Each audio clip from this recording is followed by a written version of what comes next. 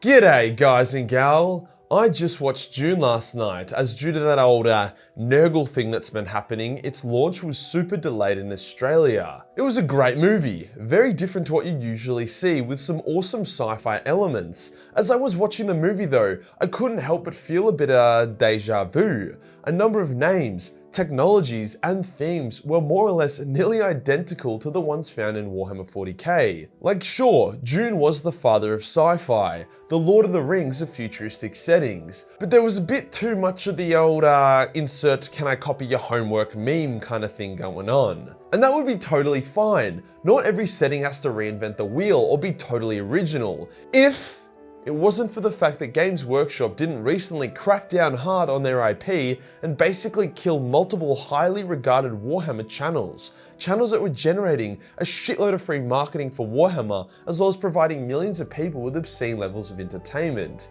Till this day, GW has not done anything to rectify that situation, and Warhammer Plus remains a huge letdown. GW have ripped off another franchise and now pretend their IP is fresher than an aborted fetus, and that's just not on. Before we get started, you ever find yourself going to bed after a fat gaming session and you just can't fall asleep? Then you wake up tired the next day, hate your life, and then do it all again.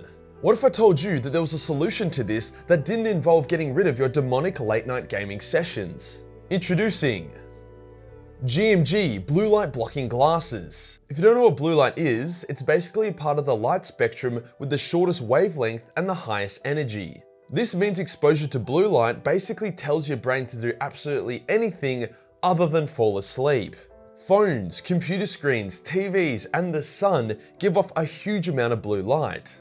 Blue light blocking glasses are able to block that wavelength, meaning you can stay up on your computer or browse the internet in bed without sending your circadian rhythm to the gulag. You can literally see the glasses blocking the blue light. This is a product that I genuinely use. When I know I've got like an hour or two before bed, I'll just chuck these on and it makes all the difference. I wear the silver variant of the GMG Optimizer because it's my favorite style of glasses. With Christmas coming up, GMG are doing a 40% discount, so if you're looking for a genuinely useful and quality gift to give, now's your chance. Cheers to GMG for helping to fund Leroy's expensive ass dog food. Today we're going to go through the Dune movie part 1, as well as a little bit of the books and shit to show off the various things that Warhammer has taken from it. This will range from inspirations and references to straight up copy paste. Despite the vibe of this intro, this isn't going to be a rant video, but more so an educational comparison with some good old harmless fun-loving Australian vulgarity. Let's get into it.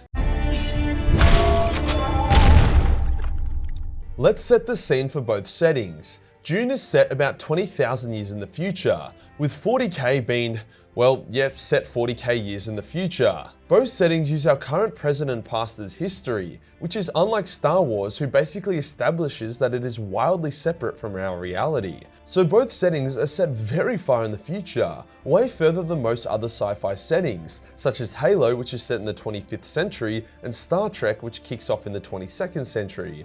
Both settings revolve around an interstellar empire controlled by humanity called the Imperium.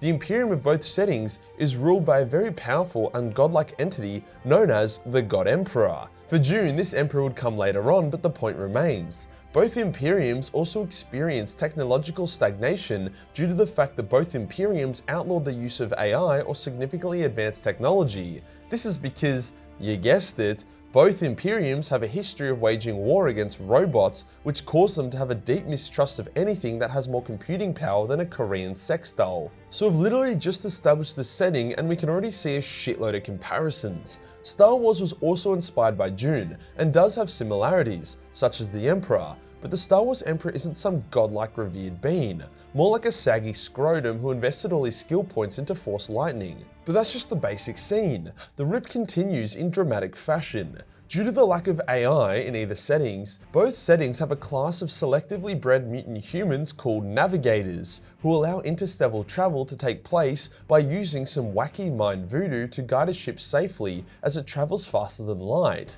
I kid you not, 40k didn't even change the name of the navigator. The only difference between them is that a Dune navigator needs to rail more space spice than Dan Bilzerian in order to be able to see the future and choose the best path forward, whilst Warhammer navigators have a third eye, which allows them to see into the warp and pick the right path through hell. As a continuation of this, because neither setting has super advanced computers, especially Dune, they rely on augmented humans to be the computers for them. In Dune, they have these dudes that look like they're taking a fat shot of heroin whilst calculating extremely advanced mathematics and calculations, whilst Warhammer has stuff like servitors and tech priests, which are heavily cyberized people that maintain their human brain. What, you thought I was done? Nah man, we're just getting started.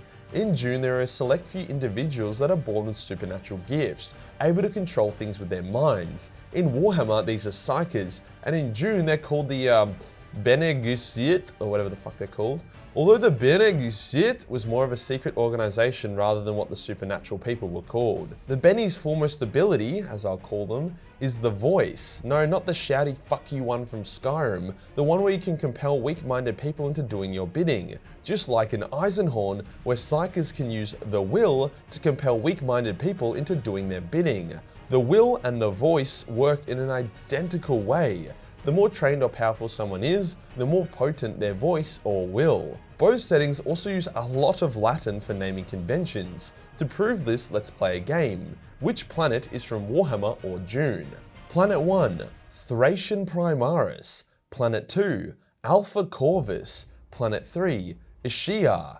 Planet 4, Adrantis 5. This is the answer. If you guessed them all correctly, then good on ya, you fucking nerd.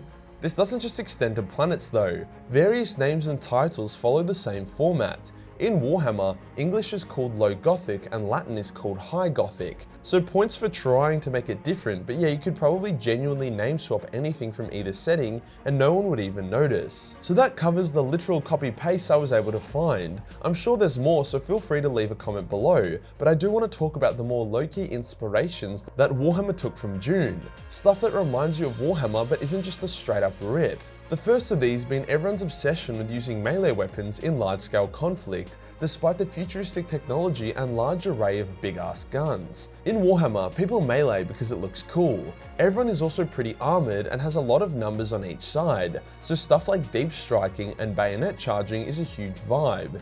In Dune, there is an extremely sciencey and kinda interesting but also kinda dumb explanation. See, in Dune, most warriors use these energy shields that block fast or high velocity attacks. So stuff like bullets or arrows get easily blocked by the shields. However, slow attacks are able to pass through the shield for a kill, hence creating these weird fighting styles where you have to attack your enemy quickly until you go for the kill, then you have to pretend you're in zero gravity or some shit to get past their shield. Another reason why everyone is scared of guns in Dune is that certain firearms have a chance to trigger a nuclear reaction upon hitting a shield, hence creating a mini nuclear explosion that will vaporize the entire battlefield, so yeah, not great.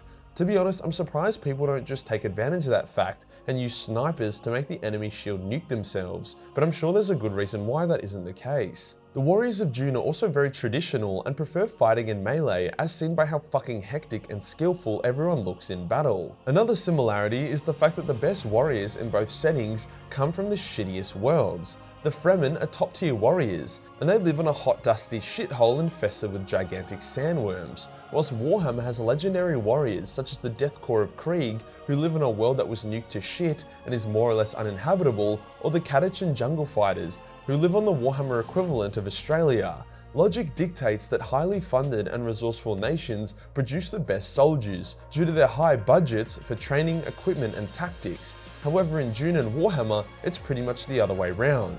If our world followed the same logic, then man, Africa would be unstoppable. The final similarity I can pick is the theme and vibe of each setting. Neither setting is particularly funny or light-hearted. Dune kicks off with a huge political betrayal that kills a shitload of people. Warhammer is in a constant state of galactic warfare and suffering. Characters die violently and undignified in both settings. The aesthetic for both settings also started off very similar. Everything was harsh and unaesthetic. Warhammer has since gone off and made its own style, but there is still a lot of similarities when it comes to the overall theme. So as we can see, a bit of a rip overall, but there are some very key differences between the settings as well. In Dune, there is absolutely no intelligent alien life. Like by the end of the series, they've explored pretty much the entire universe without encountering any. All of Dune is human on human conflict, and while subhumans do feature, they are still born of humanity. Warhammer, on the other hand, is loaded with all different kinds of Xeno races and very non-human characters. Whilst human-on-human warfare is common, aliens are considered to be the greater enemy overall. Warhammer also leans more towards sci-fi fantasy, due to the warp existing as well as mystical godlike entities and blatant magical powers, whilst Dune is a bit more grounded. Not like super grounded, but a lot more grounded than a roided up super soldier punching a gigantic space bug of death in the face. As time goes on, the two settings have obviously diverged quite a lot, but the fundamental copy-paste is still there, which would be fine if Games Workshop weren't such a bunch of stuck-up pricks about their IP. If you enjoyed the video and you want to support the channel, then Patreon is the place to be. For only $1 per month give you access to a boatload of Dune ripped off hentai. Hit the subscribe button, then hit the real subscribe button for more original content. Join the Discord for more memes, and I'll see you in the next one. Peace.